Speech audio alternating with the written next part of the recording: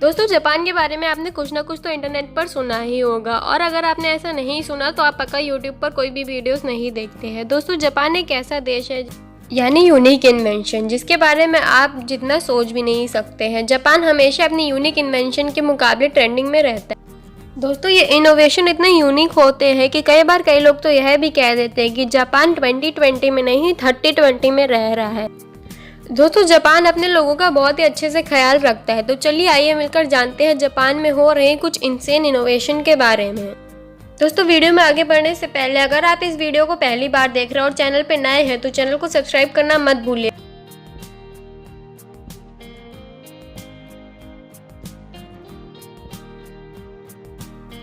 चलिए बिना वक्त गवाए वीडियो को स्टार्ट कर दे। Toilet and elevator. क्या आप लिफ्ट में प्रॉब्लम आने की वजह से कभी ना कभी फंसे हैं, और अगर आप देर तक फंसे हैं तो आपने ये बुरा एक्सपीरियंस ज़रूर किया होगा।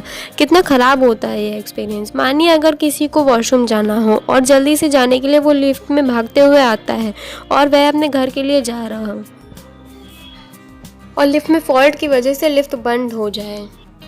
दोस्तों ये सिर्फ कल्पना नहीं है। जापान में इसका सॉल्यूशन के तौर पे लिफ्ट में ऐसी बेंचेस बनाई गई हैं जिसमें अगर आप थके हुए हैं तो वहाँ पर आप बैठ सकते हैं, और आपकी पहले जैसी कंडीशन हो तो आप उसको टॉयलेट के तौर पर यूज़ भी कर सकते हैं। है ना बढ़िया टेक्नोलॉजी।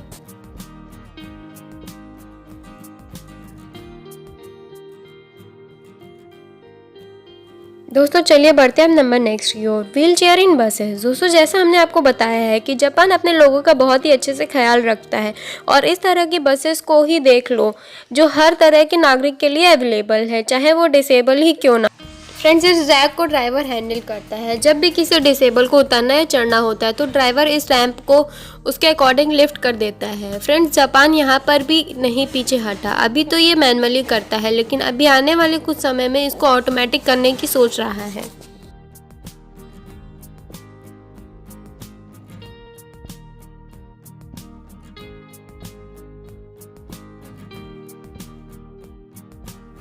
तो चलिए बढ़ते हैं नेक्स्ट की ओर। Parking chair. दोस्तों ये आपको देखकर लगेगा कि इसकी क्या ज़रूरत थी। चलिए इसकी स्टोरी भी जान लेते हैं। दोस्तों इस बार ऑफिस में दिन भर काम करने के बाद आप टाइम पर जल्दी निकल जाते हैं और इतना भूल जाते हैं कि चेयर को वापस सेट करना होता है। इसका सोल्यूशन भी जापान ने काफ़ी तौर तरीके से निकाला है। पार्किंग चेयर इनमें मोशन सेंसर लगे हुए हैं जिसकी वजह से नेविगेशन करने में आसानी होती है।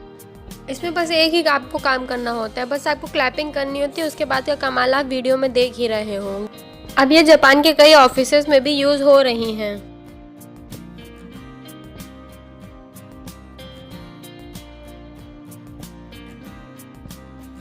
दोस्तों आपने अभी तक अगर चैनल सब्सक्राइब नहीं किया है तो ज़रूर से सब्सक्राइब कर लीजिएगा। तो चलिए बढ़ते हैं नेक्स्ट की ओर। Napping at work.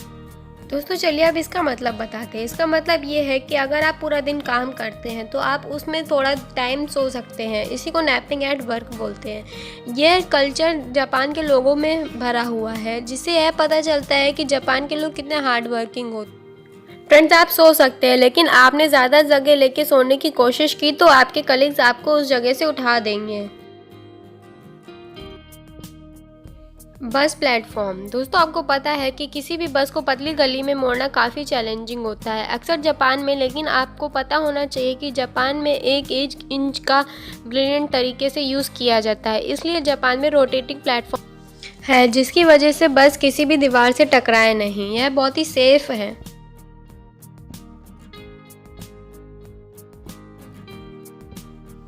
तो चलिए अब बढ़ते हैं नंबर नेक्स्ट की ओर। Automated buses. दूसरी ओर जहां कंट्री ऑटोमेटिक कार्स बनाने में लगी है, उसी ओर जापान ऑटोमेटिक बसेस बना रहा है, मतलब ड्राइवरलेस बसेस। फ्रेंड जापान में इसके प्रोटोटाइप बन चुके हैं, इसकी टेस्टिंग भी हो रही है। इसमें कई तरह के सेंसर और कैमरे लगे हुए हैं जिसकी वजह से यह सेफ हो और कोई भी एक्सीडेंट ना हो।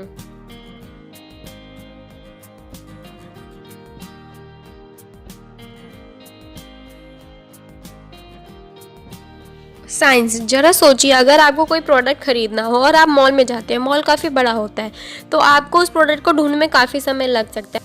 जापान ने इसका बहुत ही ब्रिलियंट आइडिया निकाला हुआ है, इसका बहुत ही अच्छा सॉल्यूशन निकाला हुआ है। तो लेकिन अगर आप जापान में हैं तो आप कोई टेंशन लेने की कोई ज़रूरत नहीं है।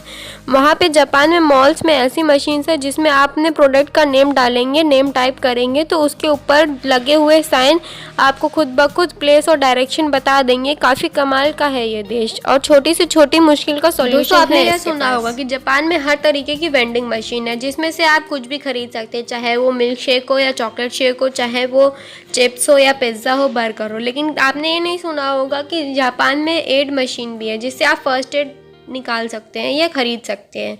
यह ऐसा इसलिए कि अगर वहाँ पे एम्बुलेंस आने में देर हो जाए तो आप उस फर्स्ट एड को यूज़ करके अपनी जान बचा सकते हैं। लेकिन ऐसा बहुत ही आम तौर पर होता है, एम्बुलेंस हमेशा एकदम टाइम पे पहुँचती है जापान में। दोस्तों ये वाला फैक्ट जानने के बाद आपका मुंह खुला का खुला रह जाएगा। कलर चेंजिंग क्लोथ्स, दोस्तों काश ऐसा हो कि हम जैसे जो भी कपड़े पहने उस डिज़ाइन के और उस कलर के कपड़े हम अपने अकॉर्डिंग चेंज कर सकें। दोस्तों ये टेक्नोलॉजी जापान में अवेलेबल है। आप अपने हिसाब से और अपने डिज़ाइन के अकॉर्डिंग आप अपने कपड़े चेंज कर सकते हैं। आपको जो कलर का ड्रेस और या जिस कलर का डिज़ाइन का ड्रेस आपको चाहिए, आप उसमें बटन लगी होती है, आप उसको प्रेस करके चेंज कर सकते हो और जिसमें आप कंफर्टेबल हो, आप गुड लुकिंग लग रहे हो तो आप उसको वैसा ही कर सकते हैं और उसकी बटन प्रेस करके बंद कर सकते हो और वो ड्रेस हमेशा के लिए वैसी ही रहेगी। दोस्तों है ना ये कमाल की टेक्नोलॉजी। दोस्तों आपको पता ही होगा कि जापान टेक्नोलॉजी के मामले में दुनिया में नंबर 1 पे है। लेकिन क्या आपको ये पता है कि जापान में शादियां जो होती हैं वो एक रोबोट ने कराई थी। वो ऐसा इसलिए कि एक कपल से वो रोबोट से बहुत ही ज़्यादा लगाव था उनका और वो चाहते थे कि ये टेक्नोलॉजी बहुत ही और आगे बढ़े। तो उन्होंने अपनी शादी एक रोबोट के तौर पे की थी। उन्होंने एक रोबोट से अपनी शादी करवाई थी और ये वेडिंग काफ़ी सक्सेसफुल भी हुई थी और इस रोबोट को काफ़ी पब्लिसिटी भी मिली थी। तो दोस्तों आज के लिए इतना ही और वीडियो को अंत तक देखने के लिए शुक्रिया। अगर वीडियो अच्छी लगी हो तो लाइक ज़रूर से करिएगा और चैनल को सब्सक्राइब करना मत भूलिएगा। थैंक्स फॉर वॉचिंग और चलिए अब बाय बाय, टेक केयर।